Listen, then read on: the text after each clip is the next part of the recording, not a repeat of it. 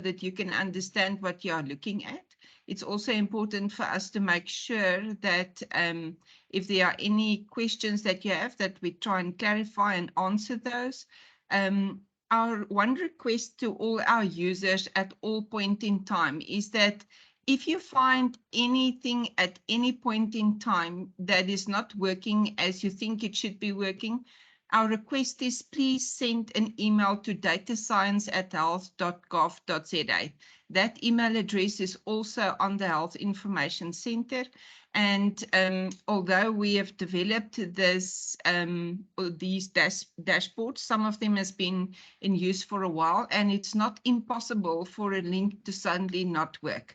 We do try and test them quite often, and we use them very often, all the dashboards actually, different ones for different reasons.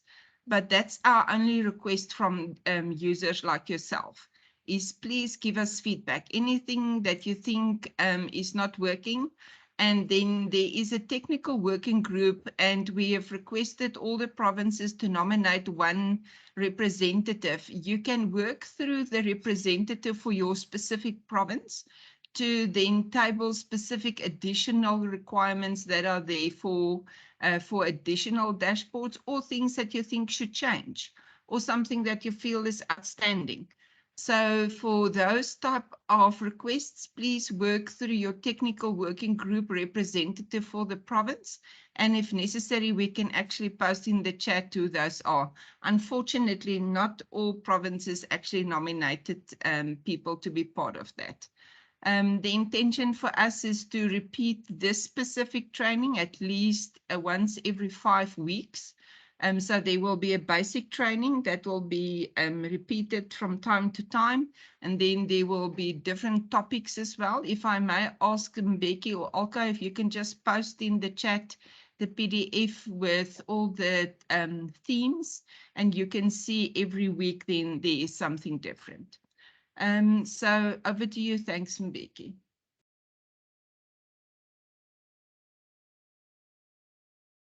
Thank you, Petra. Thank you very much for that. I think at this point, I'm going to post the information on the schedule of trainings that are expected to happen. And I think at this point, I'm going to take us to Anthony. Anthony is going to be the one that takes us through today's training session. Thank you.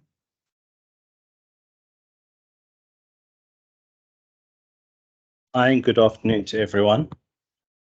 I think maybe to start off with a short introduction to those of you who perhaps don't know me. My name is Anthony Seliker, and I'm the project manager who's working with the data science and analytics teams that are supporting National Department of Health. So this particular product, the Health Information Center, is one of the dashboards, is one of the products. The actual portal itself is one of the products that we've developed, as well as many of the dashboards, not all of the dashboards that are inside. So what we're going to do this afternoon, hopefully, is to delve into some of the details behind 2 or 3 of the dashboards that are in the Health Information Center, and predominantly those that are pertaining to vaccinations. The format for this training, I think, will be fairly informal. In other words, I'm going to start with a particular dashboard. I'm going to work through some of the pages. We're going to try and take questions and respond to them appropriately at sections, at checkpoints throughout the training. So if you have any questions, raise your hand. I may not see it because I have only one screen, and we'll ask Mbeki as well as Alka to maybe assist, as they have kindly done in the past with the basic training, in terms of bringing your questions to my attention. Okay, I think maybe one other final point is I think we're going to cover the vast majority of what is intended with respect to this detailed training, time permitting. And what we might need to do if we get to the end and there's still detail that we need to go into, or for example, if there's detail that is perhaps beyond my and Petra's ability to respond to, then we will take those questions off to the developers themselves, and we will get back to you with feedback, as I say, if we aren't able to answer any particular queries that may be of a particularly detailed nature. So with that in mind, I also just reiterate something Petra said in terms of the expectation is that at least you're vaguely familiar with the HIC, that you may have attended the previous basic training, if we may call it that. I'm not going to go into detail about how I navigate around it. It should be fairly obvious when I select filters or move between pages, etc. What I'm going to concentrate on is the understanding of the data that actually underlies those particular dashboards and pages. With that in mind, I'm going to do a screen share and then we can begin.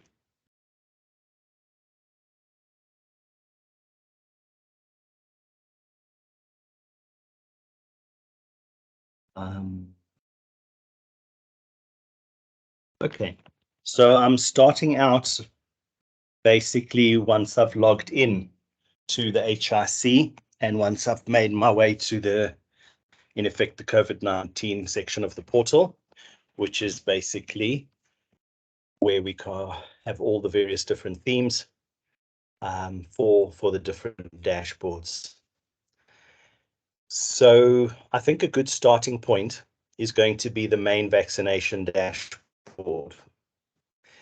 3 of the 4, I think there were 4, Mbeki, 3 of the 4 dashboards that we're meant to go into detail is contained in this main vaccination section. One of them is contained in the strategic information section, which is really forecasting and planning. This dashboard, as I've mentioned on previous occasions, is one that's currently under review and is in a process, at least started a process where we're going to try and update what information is contained in it.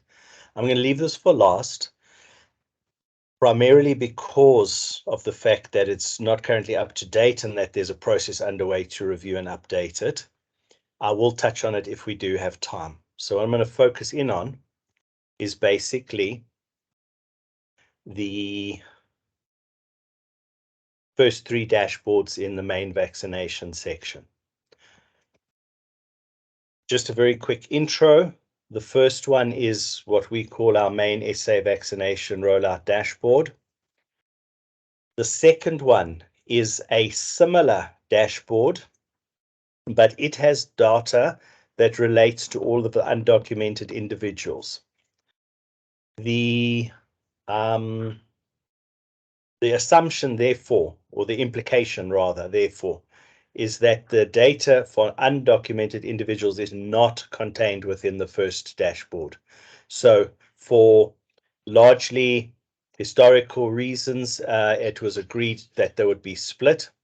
And so these are separate data sets. It's got the main information, and then any records that relate to undocumented individuals is contained in similar pages, but in a separate dashboard. If you want to aggregate the two, you want to add the two up together, you would have to do so through whatever means, exporting and combining, etc. But you will not see the undocumented individuals records inside of the main SA vaccine rollout dashboard. The third one, which is called Site Evolution, is a very similar dashboard once again to the main one, but it has some very distinct and subtle differences. And we're going to go into what those differences are. We're going to go into how one can therefore read this vaccine site evolution dashboard and come up with correct information. So without further ado, and I think maybe since I haven't presented this specific subject or this detailed topic before, might need some assistance, Becky, Elka, just in terms of time management, because as I say, I haven't sort of rehearsed this and checked the timing. So I'll try and keep an eye out, but any subtle or non-subtle prompts from you would be appreciated to make sure we're heading to at least complete these three within the allotted time. Okay, we'll be your timekeepers, Anthony. Thank you. Okay, so I am going to just recap on something that we've said in the basic training. What's really important is the disclaimers and also the footnotes contained in the dashboards. So in this particular instant, please bear in mind the dashboard is refreshed periodically.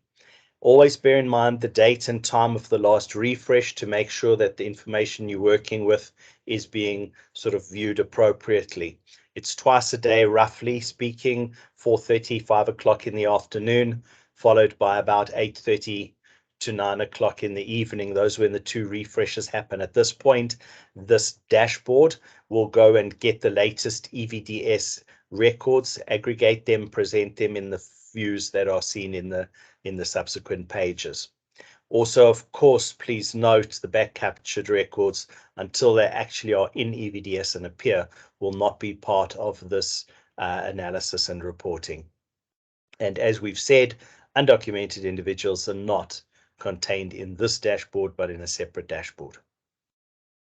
Having said that, there are approximately, I say approximately 7 because there's 7 numbered sections, but there are other sections. These sections are broken up very specifically. There is a large amount of overlap in terms of the purpose and functionality contained within these different sections, but with subtle differences, which we will get into.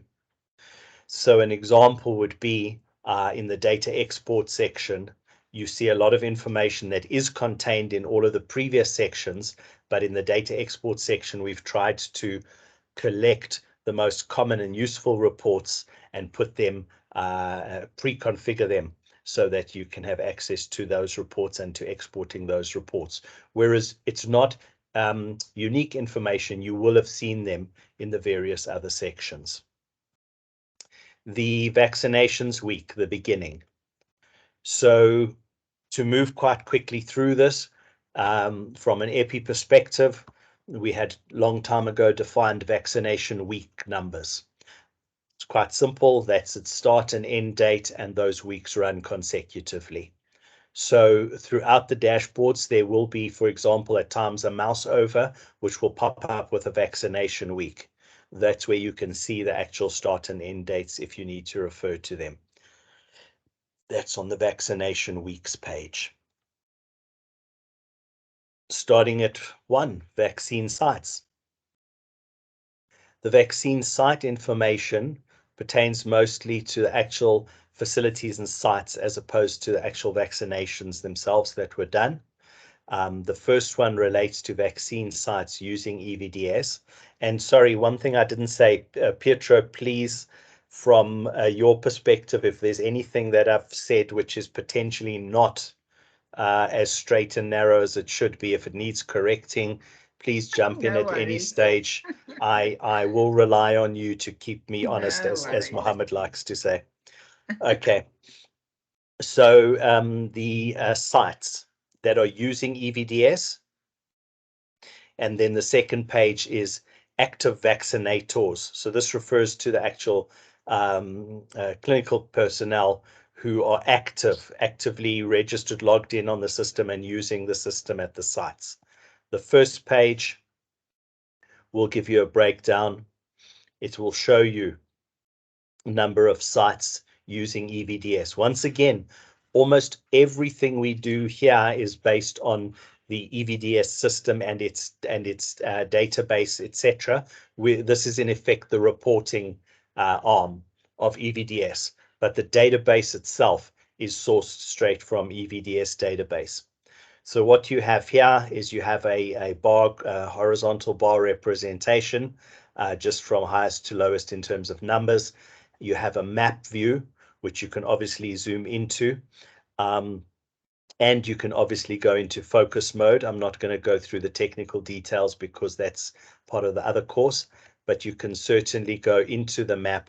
You can certainly focus in, you can move around, you can see a bit of a geographic representation around the sites.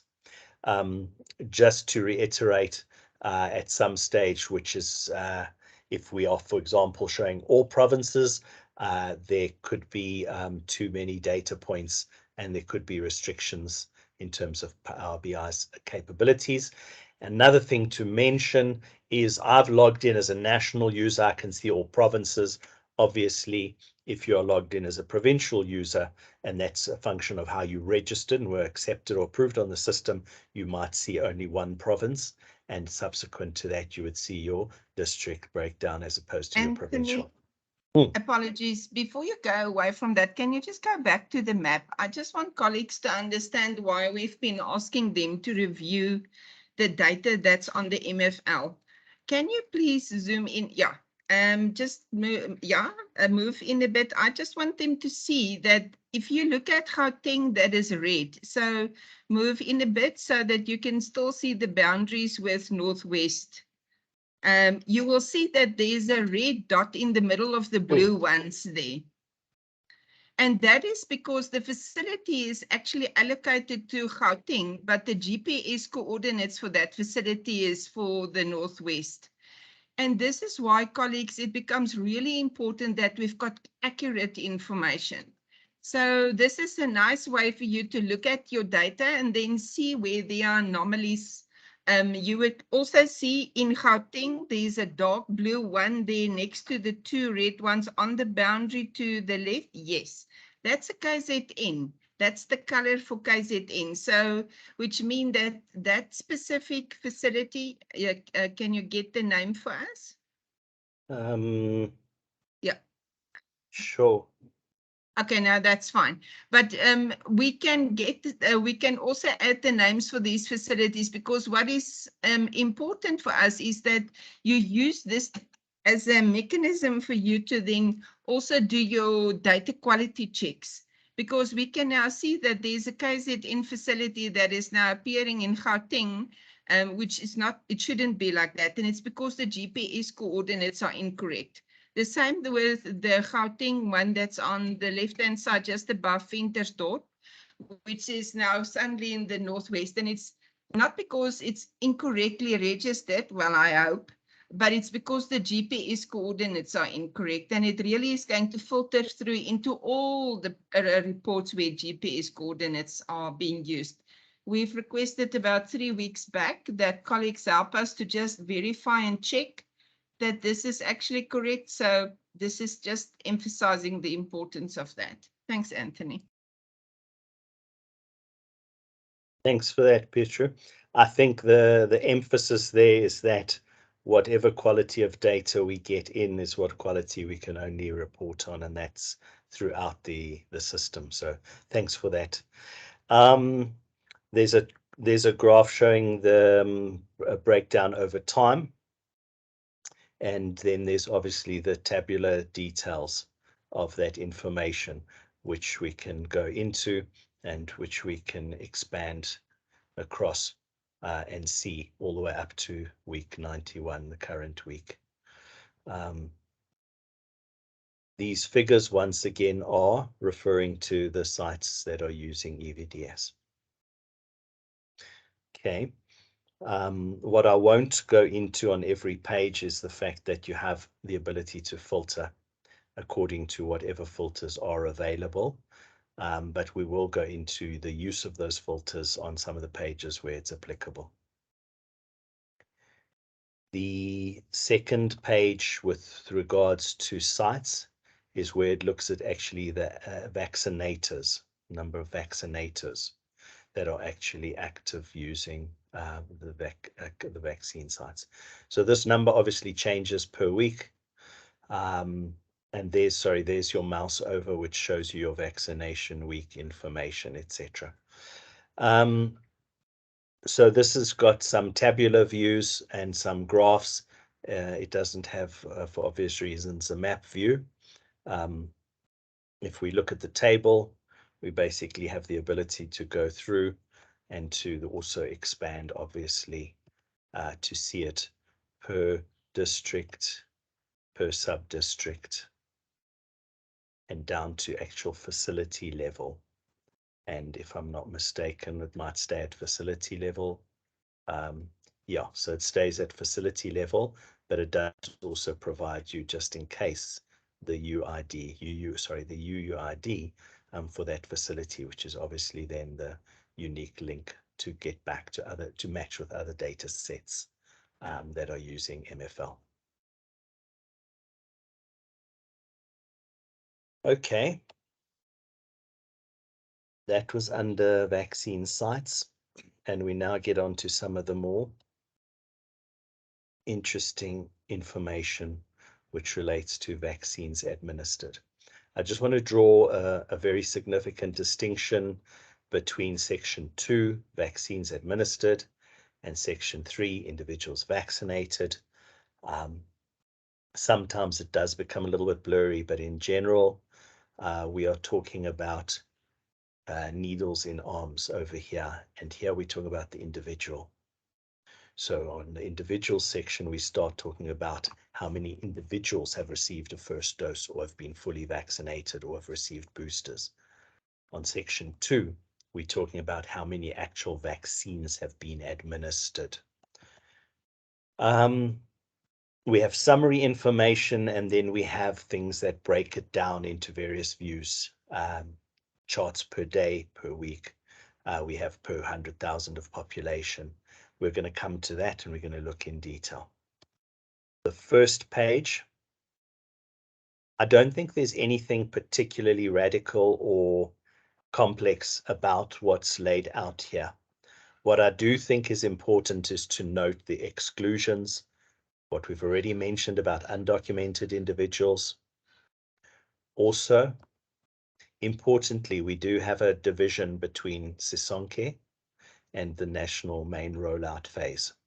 So the implication is that when that's not been selected to filter, it will contain both, and hence you will see the Sisonke information. So there's your approximately 500,000 vaccinations that were administered under the Sisonke program, all phases, not including boosters. This is primary vaccination series. You will see something like 2 Pfizer doses, yet we know they were all J&J. Could be anomalies in the data, could be a reference to the fact that something was captured incorrectly, could be that someone actually maybe managed to administer something incorrectly. There are anomalies. Those are the types of things that can be reported back to us, taking careful note of the page number, the filtering criteria, the date updated, and then to ask the question, to send it through to that email to ask, for example, why are there 2 Pfizer doses? If I'm only looking at Sisonke in theory, that should have been only J&J. Those are the type of things that may come up that we would then look into and try and identify based on priority of requests, why there would be anomalies in the data. As Pietro said, and to re-emphasize, these pages were built, this data was accumulated at great speed in the beginning of the vaccine program, and so it's not impossible that there could be errors in the data itself, and on occasion, not often, but on occasion, there may be errors in the way the data is being reported. But this is just really to indicate the fact that this is a live working system that's got live data, and that basically was rolled out at great speed in order to achieve results as soon as possible. There's nothing more particularly complex about this particular page, so I'm not going to stay around here too long. I'm going to start moving through the pages because some of them do start to introduce subtle differences, and where this purpose of this training is to actually give some insights into that. The next page is now referring to the additional doses, the booster doses, whereas the first page was our primary series. So here we've broken it down into basically the immunocompromised, which comprises of the two indicators below. So you sum what's below up to get the total number of immunocompromised of J&J and Pfizer. We have on the left of that, this is Sonke J&J boosters. Once again, we're in the section 2, which is administered, so not individuals, administered doses. And then on the right-hand side, general booster doses, J&J and Pfizer. Summing up to that, when you add it to the immunocompromised and you add the Sisonke, you come up to the total, which is sitting above. The third page in this section 2 is then showing a breakdown of the vaccines administered, the dosages. First dose, second dose, Sisonke booster, immunocompromised, general booster doses, and total vaccines administered. It's really important to read, although it's small on the screen, but it's really important to read the footnotes. Some of them are fairly obvious, but some of them are not. And on other pages, it becomes even more pertinent that one actually look through and see what is the criteria that we've used in order to calculate these various different parameters. They are, as I said, mostly self-explanatory. The table that exists on this page is really then just the breakdown of these indicators. So if I zoom in on the table itself, you've got first dose, second dose, Sisonke booster, immunocompromised, general boosters, and then the totals. And then once again, that's obviously broken down by province, district, sub-district, etc. So not terribly complicated, but worthwhile realizing what is actually contained in the definition of these various different column values. Okay, relying on Becky and Elke to stop me if hands do go up, I'm going to move forward. This page is very self-explanatory. The only point worth emphasizing. Sorry, yes. Anthony, I'm just noticing that Sure. people might have not noticed my attendance register. I see only one person is registered. Colleagues, could you please register? I posted a web link on the chat platform so that we have a record of who attended today's training. Thank you. So that's what I normally say, and now a word from our sponsors. So please do register. It is important for records. So please do so. Thanks, Mbeki. The point on population per 100,000, apart from the fact that it gives an interesting picture, there are a lot of nuances behind this picture. And one of the nuances that I want to emphasize is something that Pietro touched close to, is we all know that there are individuals, for example, who live in one particular area, but may have received their vaccination in another. Now, this whole value chain, the whole ecosystem from mezzanine registration, from registration in the EDDS system, all the way through to linking your physical address where you reside, linking to the facility that you went to have your vaccination, etc. What we do here and what we report on is at the facility that administered the vaccination. So this does not mean that all of these people live and work, reside in the Free State. This means that this is where the population, the numerator of how many vaccines were administered is taken off the facilities. The denominator population is taken from, was figures that we got from NDoH, which were derived from the Stats 2020 mid-year population estimates, and obviously relates to the residential address of those individuals. So there are nuances which one needs to look at. And if one is going to delve deeply and see, for example, cross-border type of behavior, where someone resides in Free State but yet goes to Gauteng to have their vaccination, etc., we must take cognizance of that, and we must understand our denominator and numerators throughout this entire dashboard, not just in this particular page. I just mention it in this page, in case there's any sort of heated debate as to, you know, why Free State are doing so well, etc. I'm being a little bit facetious. I don't want to provoke any political comments, but I'm really just being humorous and trying to highlight and emphasize the point that we need to know where our denominators, where our numerators are coming from. And the important point here is that all of these EVDS records relate to where the individual actually received their vaccinations. Okay, so that's I think just a good opportunity to emphasize something within these dashboard pages.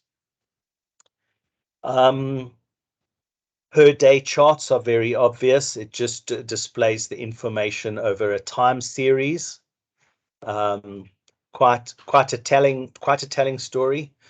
If you look at it sort of graphically, this is cumulative. So obviously where it flattens out is where the slope of the curve, the good old-fashioned y equals mx plus c, the m or slope value is now flattening out, obviously where the rate is slowing down. And then we have some tables. We have basically a tabular view which shows you literally per day. So if I focus in on that, it's basically showing me per day. Let me see if I can scroll across a little bit. There we go. So it's showing you per day what is your first dose, second dose, booster, immunocompromised, general, etc., and each one per day. This can be exported and used in various further analyses. And as I mentioned, there are export pages which contains very similar information, which, for example, also augments it with sex, with age bands, etc. But this is per region, per dose, per day. I do have to emphasize what I have mentioned many times before. Be careful if your date range is too large. Too many data points are trying to be displayed on this table, and Power BI limitations restrict that. We've discussed how to avoid that, primarily to restrict your date ranges if you're looking at per day data. And the last section in vaccines administered is then a per week breakdown to avoid, in effect, what I've just mentioned, that if you're looking at per day over many months now, you just got too much data to work with. So this aggregates it into weeks. So that's vaccination week 1, 2, 3, 4, etc. And so you can get a week view as opposed to a daily view. Section 2, hopefully done. Checkpoint, any questions? At this point, there are no questions. Great. Or hands, so I think we can proceed. Okay, then just sorry, I don't even see the time on my screen. What is it? There's a hand that just went up. There is. You can go ahead, Tuswa. 20 to 12. If I can just say it's 20 to 1, Anthony. Thank you. So I'll take the question and then I'll probably move a little bit faster so that we can get into some of the more nuanced issues, and certainly on some of the other dashboards. Thanks. Thanks, Anthony. I just want to get this clear because I've just missed it.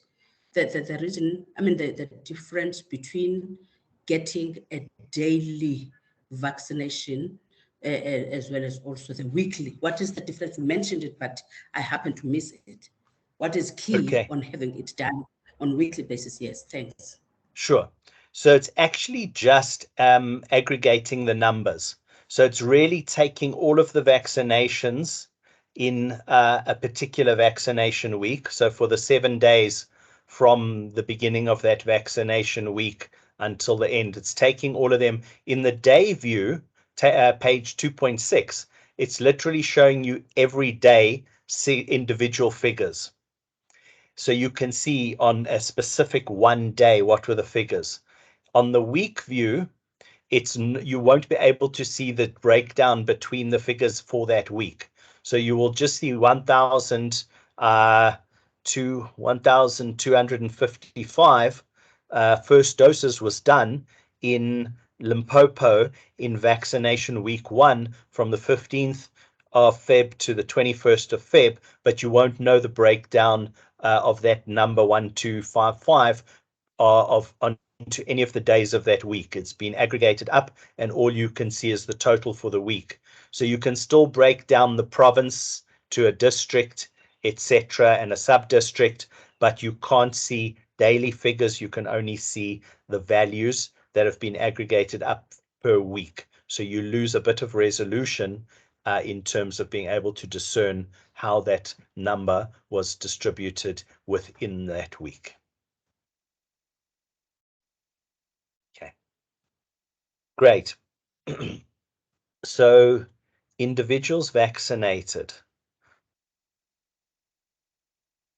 Over here, we're now talking about individuals vaccinated, meaning an individual who has had at least one dose of the J&J or at least one dose of the Pfizer. Meaning it could be that those individuals vaccinated, this 22.394 million, it could be that they received a J&J, in which case, according to the primary series, they would be fully vaccinated and hence also be counted within this number. But it could also be that this 22.394184 million individuals only received one Pfizer dose, in which case they wouldn't be counted as a fully vaccinated individual, and hence the discrepancy between the two. So once again, the definition and what it's written out here is really important, and the implication is also important. These are not two separate figures, but the one is actually a subset of the other. So individuals vaccinated means someone who's received at least one shot in the arm. You can see I don't have a medical background and my terminology reflects that. The individuals fully vaccinated have completed their primary series. If it was J&J, they would have had one. If it was Pfizer, they would have had at least two. Then there's a table, then there's a graph, and then there's a bar graph and a graph of individuals vaccinated with a rolling average. At this point, I'm afraid I've been caught off guard again, and I need to get my charger cable and plug it in. So I'm going to take a 2-minute break. I'm going to mute and get my charger cable. Thank you. No problem. So Becky, if you can remind colleagues about the attendance register in the meantime. Yes, if I could, let me just go there and check how many people we have. We have 5 people, colleagues, I think. Let me say, because this one is the first one for most of us, even our team, which is part of the organizing team, should maybe have their names on this one only. But for in future, they might have to skip repeating registering. But may I ask you colleagues to register so that we have a record that you attended training? I've posted on the chat the a screenshot. I struggled to add a PDF, but I've managed to add a screenshot of the trainings that I expected up until the 14th of December. So it's all going to be advanced, I think, except for one. I think we're going to still introductory training on the 30th of November. Otherwise, it's going to be advanced training, with special focus on various things as indicated on the information that I've just shared. So I think that will be all from my side. I saw your suggestion, Pedro, that we should make it one invite. Maybe we can just use one link through and through.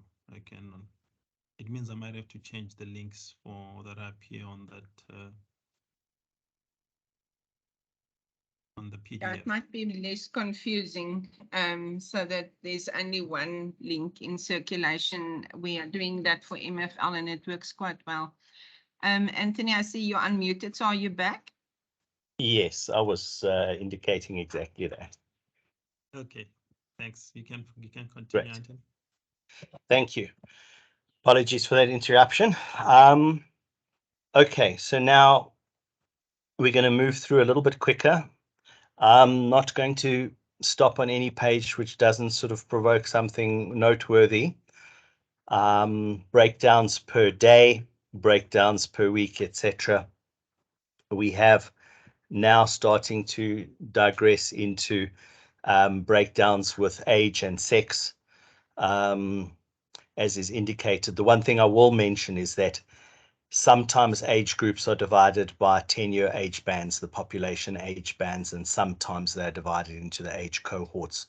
That is for historical reasons, and we've tried on the later pages to, I think we've generally headed towards age cohorts, but a lot of this information, especially when we had population information broken down into 10-year age bands, etc.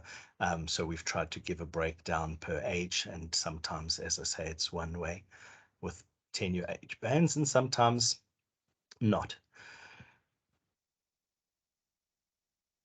A similar breakdown for fully vaccinated individuals, whereas the previous one was just for individuals who have had at least a vaccination. Then there's some cascade information where we relate it to the population, the individuals vaccinated, hence the percentage of individuals vaccinated. So there's some cascade figures. The one is for individuals who've had at least one vaccination. The one is for those who've had their full primary series. And that's really just a small cascade. Coverage relates similarly to the population, total individuals vaccinated, hence the coverage, and then a breakdown by insured, self-reported insured population, and self-reported insured coverage, uninsured and insured, relating, of course, to medical aid. So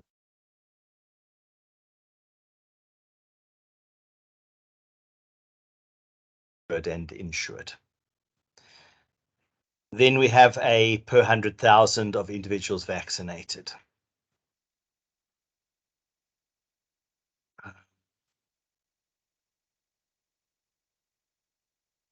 Right. Mouse is not being that responsive. Let's try here, main menu. Section 4. Oh, okay. No, my mouse is doing exactly what it's meant to do. Okay. Public healthcare workers, there's some issues that we're just dealing with respect to the page 4. So it is behaving. It's not my mouse. It's intentional. We now have a section which relates more specifically to the additional doses and the booster doses. This is Sonke boosters, immunocompromised, and general booster doses. So that's really going into more detail around the breakdowns of what we've seen on a higher level on the previous screens, where we've seen booster doses per per category of booster. We now just have 1 or 2 representations to show you things like a per day graph for general boosters. And we have similarly for immunocompromised additional doses and Sisonke, etc. Registration age cohorts. This is simply a section where we've attempted to display similar information to what's been displayed before, but give the user the ability to filter and use in terms of age cohorts rather than those 10-year age bands that are population based. So what you can see here is that when you try and filter, you will have 12 to 17, 18, 34, 35, etc., and 60 pluses. You will have a ability to filter based on age cohorts and not just 10 to 19-year-olds, 20 to 29-year-olds, etc. So really this predominant part of section 6 is breaking up, re-slicing, redicing the information to give you similar, but based on your ability to discern between age cohort, age bands. So once again, it may look similar, but you have the ability now to filter based on age cohort. So that's the majority of section 6. Section 7 is really what I mentioned earlier. It's trying to take and give you the ability to export data to use in further analysis and reporting as you see fit. Daily data becomes a bit challenging. There's too many data points to work with and you will be restricted in your export abilities. But if you move over, for example, to monthly, weekly or monthly, what it is showing you now is that it is not just like the other tables, which were fairly simple in terms of rows and columns. Into each row is now a summarized piece of information that includes in the columns your province, district, sub-district, facility, ID, site, your geographical information, then your month, because it's a per month view, this particular page 7.3, your month, or in the week view, your week, or in the day view, your day. And then it augments it with your insured, uninsured, once again, self-reported from EVDS system, your age band, male, female, vaccine type, and then a breakdown of your doses. And the previous screen, you would have just seen all your breakdowns of doses, and you would have had to manually filter to check which vaccine type, which sex, which age group, which uninsured or not insured. So this is really jigging the information to allow you to then proceed to export the data in order to analyze further. And the various pages are just different particular applications of that. I won't go through the detail. I think the concept then is explained for what's in section 7, the data exports. I did speed up a little bit. I think the reason is because some of the next dashboards that we're going to look at are going to go over similar pieces of information, but have very important and subtle differences. So let's just take one more checkpoint before we move over to undocumented individuals. We're still fine here, no further comment. Okay, there's a hand. Marius, go ahead. Good afternoon. My name is Marius Potgieter. I'm the information manager for Buffalo City here in the Eastern Cape. I've been making use of the information in this information center for quite some time for my own analysis, for presenting to the district on a weekly basis. So I usually make use of this 7.1 and 6.7 unit for exporting raw data. But in my presentation, I also make use of the cascades of 3.5, table 3.5, or the range of tables in 0.3. But what I've noticed was that there was some discrepancies or variances, let me rather say variances, in the totals between the various tables in page 3, between vaccinated individuals between the different tables and also the fully vaccinated individuals, the totals between the different tables. I'm not sure if this is the appropriate forum to discuss this, but is it possible to give me some sort of indication why these variances are there between these different tables? Because it has become a topic of discussion in our district meetings. I'm not sure if you've noticed those variances, but I saw that they are there. Thank you. Back to you. Thank you very much. Marius, apologies, Marius, well, before Anthony comes in, can you share with us those examples, please? You can send it to that data science email address, please. Sorry, which address? In the chat, you will find an email address. It says datascience@health.gov.za. I'll just copy and paste it in case you came back. You joined us after it was posted. I'm just putting it in again. Okay, thank you. Olga is putting it. Thanks, Olga. But Sure. Anthony, you can proceed. Thanks. It's a very good question, and it's not a question that I'm unfamiliar with. In the past, over the many months, there's certainly been examples, and I think it predominantly relates to exactly what you're referring to, like in this cascade view, that there were discrepancies between the numbers. Maurice, I'm going to give you a generic answer, but then when we receive your specific email where you highlighted the numbers, I'll be able to respond in a less generic fashion. Because I don't want to spend time, because I'm gonna struggle to go into the detail and pull it up. This is not a question that hasn't been asked before. The fact that I've forgotten the previous answer is irrelevant as well. What happens is that every page or every few pages, the underlying data that we actually apply, the queries that we write to extract from the raw row level data and aggregate up, the queries are different. In this particular case, we've got to link it to, in this case, age bands which happen to be in the 10-year age bands. So the query itself has to have that written into it. It's got to also relate to the population figures which were supplied. So those so-called denominator values, and those figures were supplied based on only province, district, sub-district.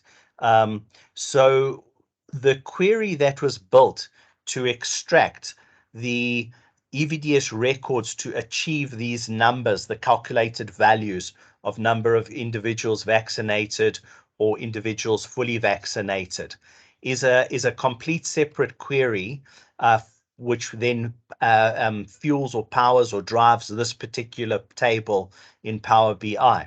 And then in the other pages, it's a different query. So, obviously, ideally, one would like to be able to have them display the exact same values, but there are subtle differences, and they relate to, in effect, what we had to do in order to achieve the filtering that was available, and the in this case the denominator values that were available. So we have seen this before. I will take your specific example and I will refer it. My technical team, myself, will actually just dive into it and pull up the specific values. And normally I'm hoping I will be able to give you a more specific answer as to what those differences are. There are things like individuals who, for example, fall into undefined age categories, which do apply. So some of the footnotes actually touch on the potential for difference, if I can put it to you like that. But let me get your query. Let me look into it. I think it's a very valid point to highlight. And as I say, sort of, we're not unfamiliar with the fact that some of the figures differ, and we have been able in the past to provide not a reconciliation that we've rebuilt it to become equal, but rather that you would have a suitable explanation to present to your stakeholders, and that you would be able to explain the differences between them. And then, from there, obviously, you could make decisions as to for what purpose it's used, as to what you want to take as authoritative. But send the details. We'll definitely get back to you. I hope that was a reasonable answer to your query. I saw the thumbs up. It looks like his Okay. Marius is happy. Yeah. Great. Time check again, sorry. It's 2 minutes past 1. Okay. All right. So let's try and plan. Let's extrapolate now what we need to do in the amount of time we have available. Undocumented individuals. Oh, lovely. Okay. I suppose it's good to know that there is a timeout for security reasons.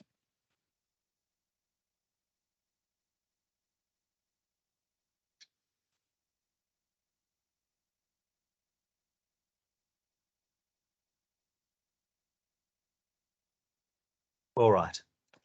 This dashboard presents similar information. Okay. The obvious differences is that we are using the EVDS records that are filtered to include only the records where the identification key, which is, RSA ID or passport or etc., the type of identification is actually put down in the system when the administrator or health practitioner is administering the vaccination. They mark it as undocumented citizen number. All of the validation, the protocols that need to go with it happen obviously at the vaccination centers, and that gets marked as a record undocumented citizen number.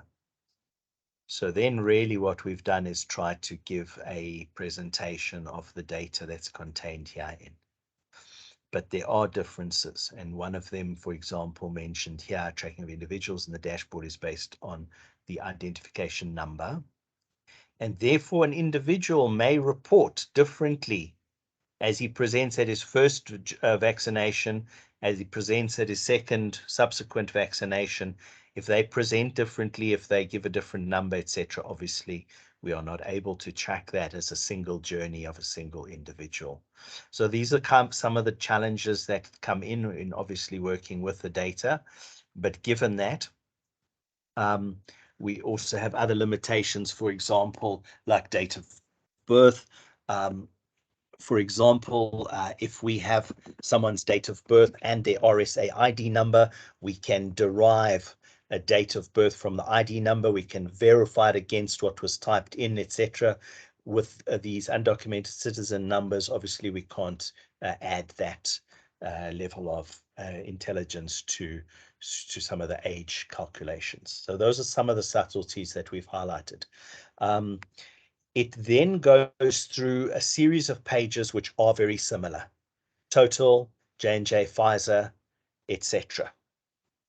It goes through pages relating to boosters in a similar fashion.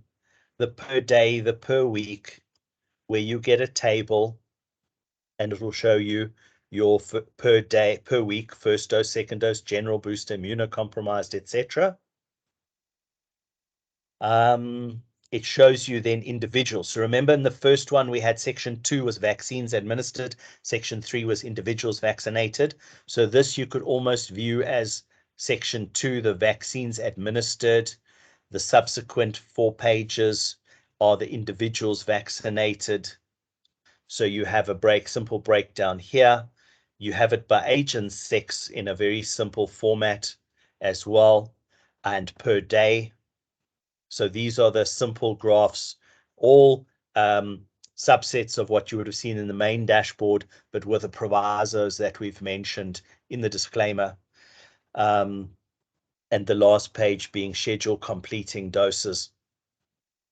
This, to be clear, when we talk about schedule completing doses, was the terminology that we used and introduced when we talked about an individual who has had at least one overseas visit and then one Pfizer visit in South Africa, which is deemed to be completing their primary schedule. I think I've been saying primary series. It should be primary schedule. Okay.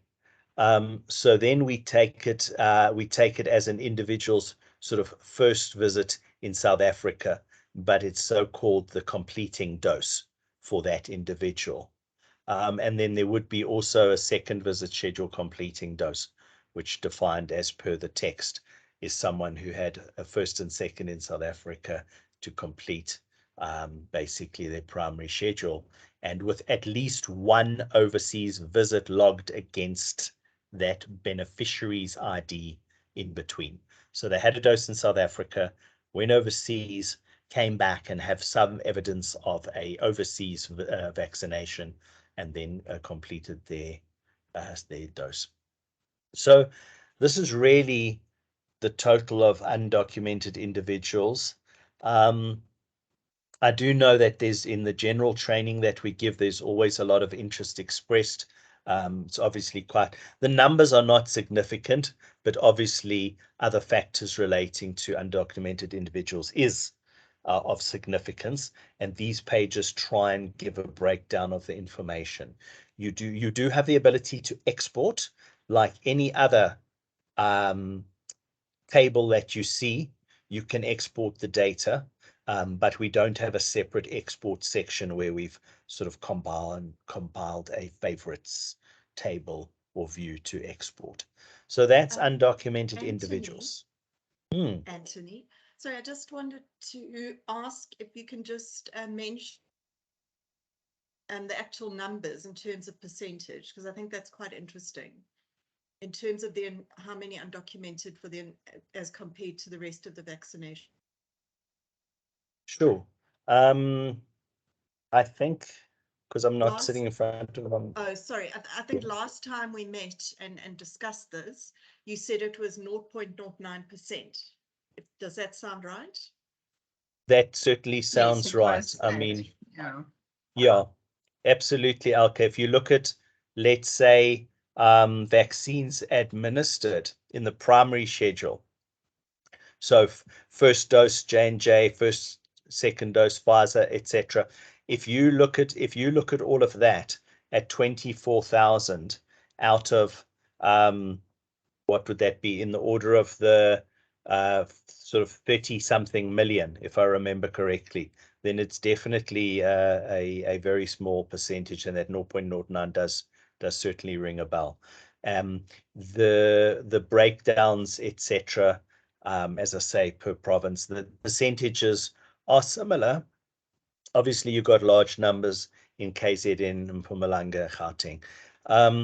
Percentage-wise, it doesn't really change much if we look at the percentage of undocumenteds for KZN versus the total for KZN, etc. There's no sort of wild major deviation from the norm in terms of those percentages. So yes, it's very small. And if I can please remind colleagues on why we're keeping it separate. And the reason is that if we add it to the main dashboard, it will become a proportion of what we are calculating as in terms of coverage. And that is incorrect. That's factually incorrect, because the population figures, the estimates are based on documented citizens or documented individuals. And that's the big reason, because it will influence, although very small, but it will influence the coverage figures. Great. Okay. I see. Yes, I see there's a comment related to the screen that you had there, Anthony. I think you might have to see the screen. Do you see the comments? I'm going sometimes- there now. Okay. How can you It get says- access to this dashboard? Oh, can I just ask if the question is, does it relate to this dashboard or in general to, how do you pronounce it, TUSWA? Can we, Becky, can we just ask this colleague to just clarify the comment, please? Tuswa, Okay, are you there? Petro, for TUSWA is just an access to the dashboard in general, not necessarily the one for undocumented citizen. All right, so Alka will respond to that.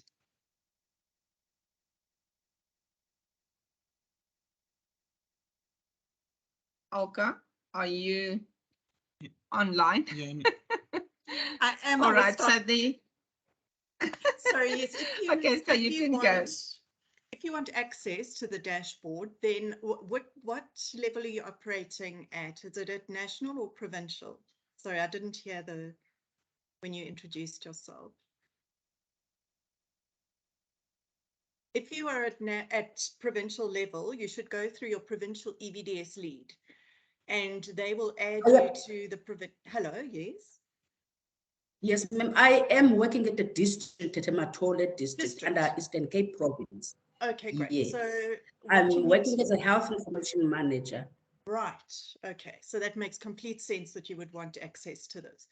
So then just speak Yes. to your EVDS lead for the province. That is Lesego. Or ask your district manager to, just go through the appropriate channels. They have a list of everyone who should have access to the system. And then ask her to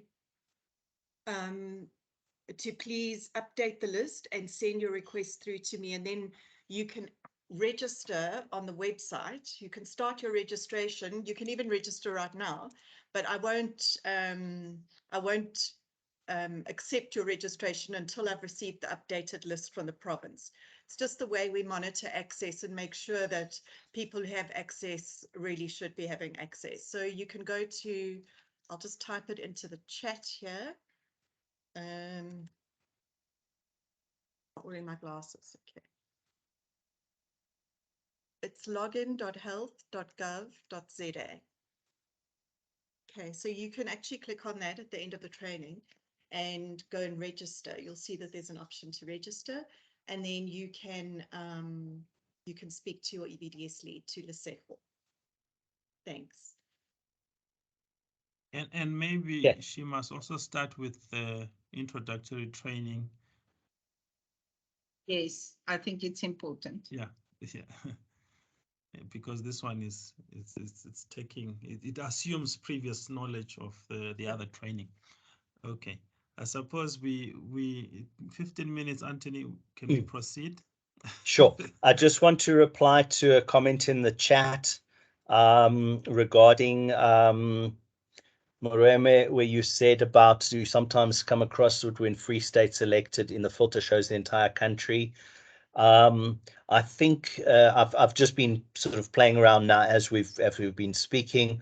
It isn't happening for me. So send through these screenshots to that data science email address, and also please include what your exact username you're logging in with, and we can have a look at that. In general, if you registered only for Free State, it should only show you Free State to begin with. If you registered for national, it should show you all. And if you filter for Free State, you should only see Free State, as I've done here on the live screen at the moment. But send it through in an email. We'll try and address that. We'll investigate for you. Thanks. Okay.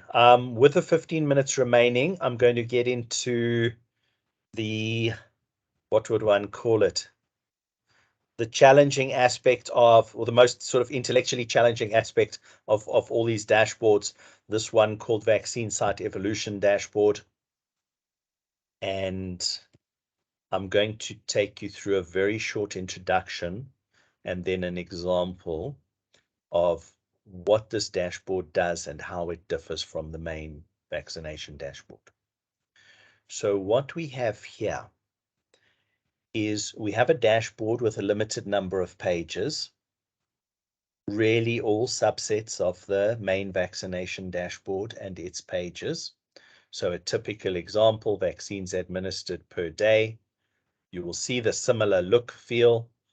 You will see per week, per month, you will see vaccines administered summary with graphs and tables. There is one very important distinction, and we designed and implemented this dashboard for that very reason. When the program started out, and when a particular facility had a license to administer vaccinations on the national rollout, there were numerous vaccine sites that were in need of the prerequisite in order to administer vaccinations. And so in the earlier days, and I'm not going to read through the disclaimer, this does touch up on it in detail. In the earlier days, there were vaccine sites that were operating where they were linked to a parent, and I'm going to use the word very deliberately. They were linked, a site, a vaccine site where the vaccine service is offered was linked to a parent facility. All sites have to be linked to a facility. So the hierarchy is you have your country, you have your province, your district, your sub-district. You then have a facility. On the MFL, you have a facility, and you then have a service, a vaccine service, which is provided, and it's provided at a vaccine site.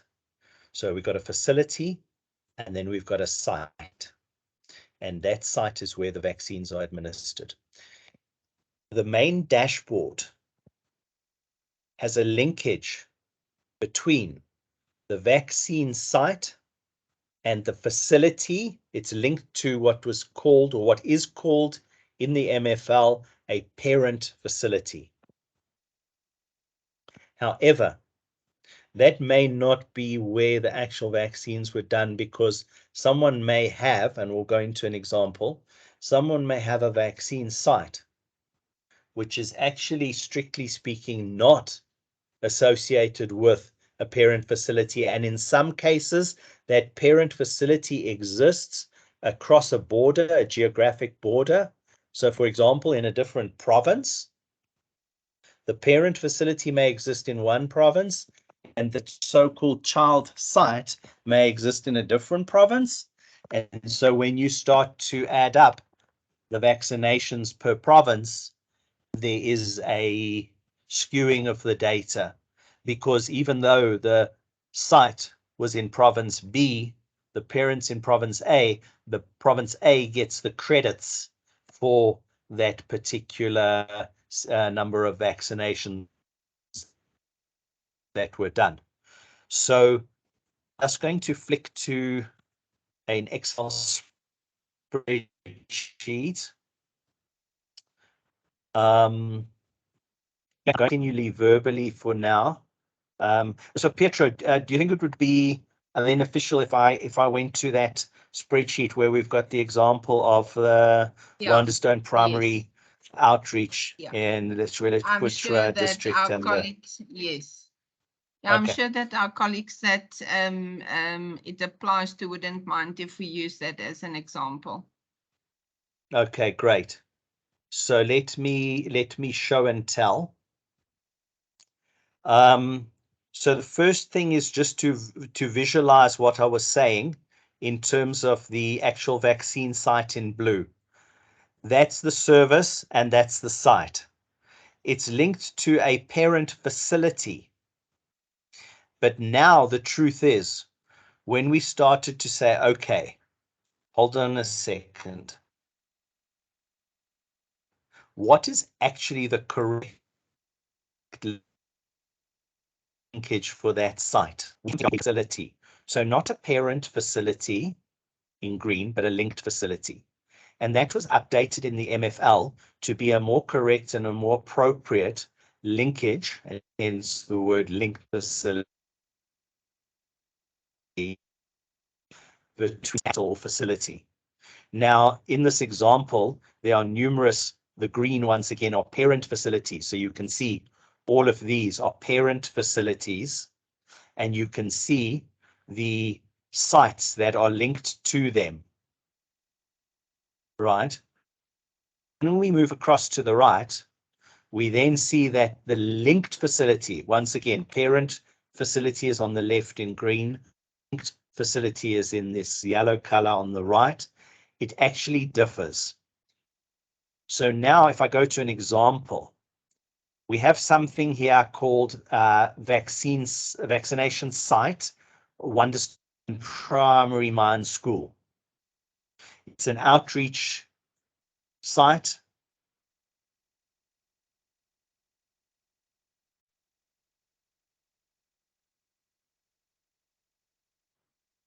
It was, it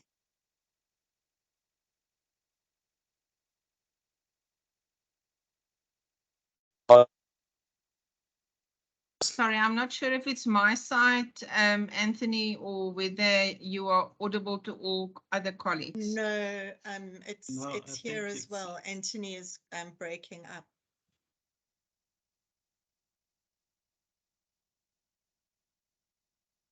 Are you still there, Anthony?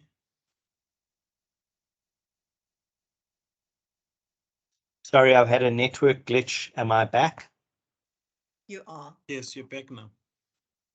Apologies. Petra, I'm assuming you were saying that I was glitching. I was saying that I couldn't hear you, but welcome back. Okay.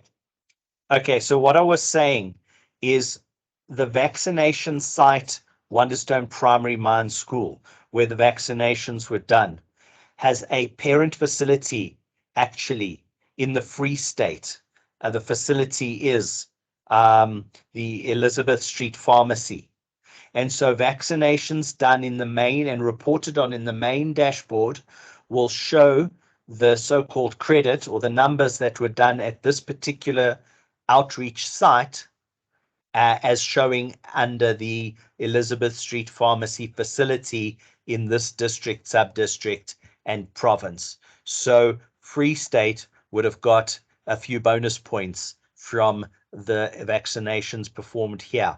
Now what we've done is in this site evolution dashboard is we've used the linkage between the blue Primary Mine School, Wonderstone Primary Mine School site and the linkage to the facility called Wonderstone Primary School Mine Site Facility, i.e. its real parent. We've made the linkage between the blue and the yellow, and now in this site evolution dashboard, these vaccinations are associated with Northwest, with this particular district and sub-district. So you would see now a difference between the two, whereas if there were whatever, I think it was, there were a good handful of vaccinations done here, that they would have been reported here in the one, they're actually being reported here in the other. And that's the primary difference between the vaccine site evolution dashboard and the data that you see there versus the main dashboard, which was constructed off the original paradigm of associating a site to a parent facility for historical reasons, as opposed to the so-called linked facility, where, as you can see, just based on the very name itself, that it's most likely that this Wonderstone Primary Mine School site is likely directly associated and linked to the Wonderstone Primary Mine School facility. Sure, that was a mouthful. I hope it was clear and sensible. Maybe we could open the floor for questions to, first of all, establish clarity and then maybe any additional questions. Colleagues, you can go ahead and ask questions given the explanation that we've just had in terms of site evolution.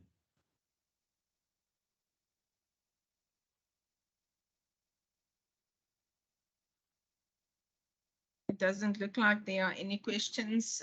Can I just ask colleagues online? I see that we've got 3 minutes left. Olga, I note your hand, and then I'm sure Becky will manage your hand. Can I just ask colleagues, for those that has attended this as a follow-up, I'm not talking about individuals that is for the first time joined any of our health information center trainings. Do you feel that an in-depth overview of the dashboards and going through the detail as we've done now is useful, or do you feel that the introduction where we just briefly touch and give an overview of all the dashboards in the introduction is adequate? If I can just get a sense on whether you feel this is necessary or whether we are wasting our time and your time, I would appreciate that. Thanks.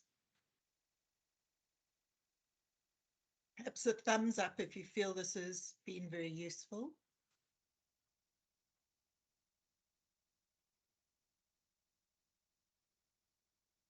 Two thumbs up. Okay, so lots of thumbs up.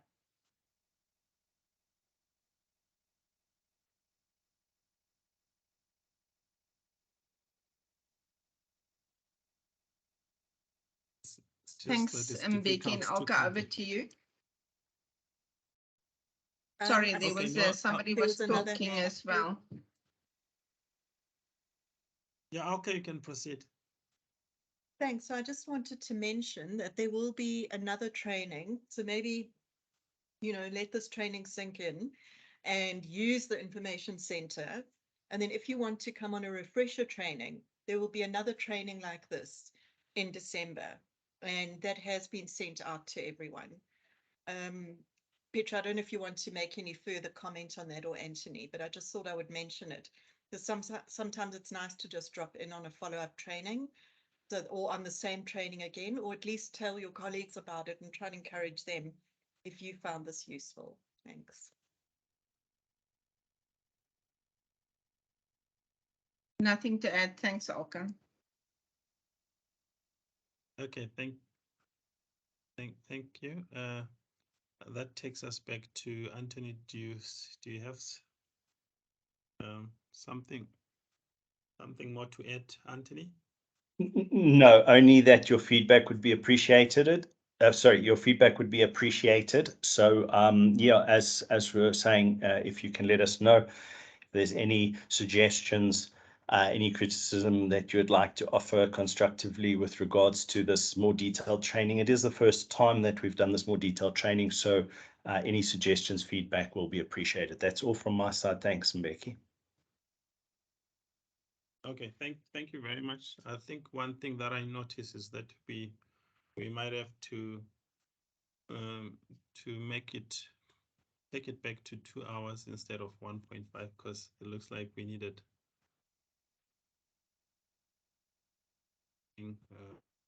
into the next session. I don't know if apologies, just a reminder for the colleagues, apologies, and Becky, Anthony, if you can just bring up your screen and just show where colleagues can find the user guide or user manuals just while Becky is closing the meeting, so that they just understand where they can find the documents that supports each one of these dashboards as well. Thank you. Okay. Thank you for that, Petra. So, colleagues, I was saying there is a screenshot which I shared, and there was also a PDF which was attached to the invite that I sent out. I think we're going to change that, given that the suggestion is that we should use the same meeting link for all the subsequent trainings. We had met it separate training, so I'll have to redo the PDF document. Maybe you don't have to share the one that you have. You'll have to share the one that I'll resend again with the I'll resend the invite and attach a PDF that has got the correct links to the meeting. So, but the dates are not going to change. The dates are not going to change. It's just the meeting links that are going to be adjusted, so that if you click on that PDF document, the link takes you to the meeting. So I have to say thank you very much for your participation, colleagues, and thank you to the facilitator and to Petra and Alka who helped to respond to questions. We will have this training again.